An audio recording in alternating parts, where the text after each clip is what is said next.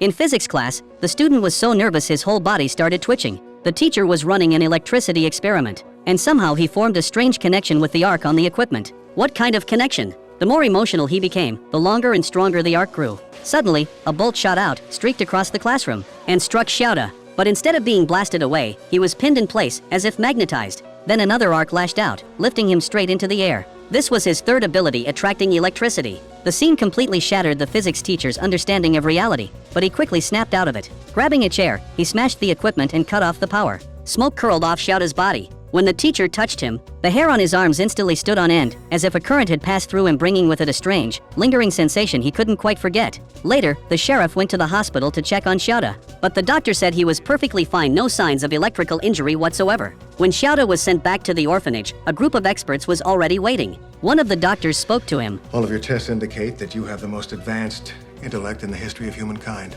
But his tone wasn't congratulatory, it was filled with doubt and unease. To him, Xiaoda was just another anomaly, no different from the delinquents at the orphanage. Compared to the hostility of people, Xiaoda felt more at ease around animals. One day in the woods, he watched a deer get shot and collapse. A heavy-set cop had brought a group of thugs out hunting, boasting shamelessly, "That was a perfect shot, the deer didn't feel a thing." Hearing this, Xiaoda quietly placed his hand on the deer, then grabbed the cop, activating his fourth ability, sensory transfer. In an instant, everything the deer was feeling flooded into the cop. The agony of facing death tore through him, as if he were being subjected to 100 different tortures at once. The cop got a taste of his own medicine, and as the conduit, Xiaoda felt every bit of that pain too, but all that showed in his eyes was compassion for the deer. From that day on, the cop never touched a gun again.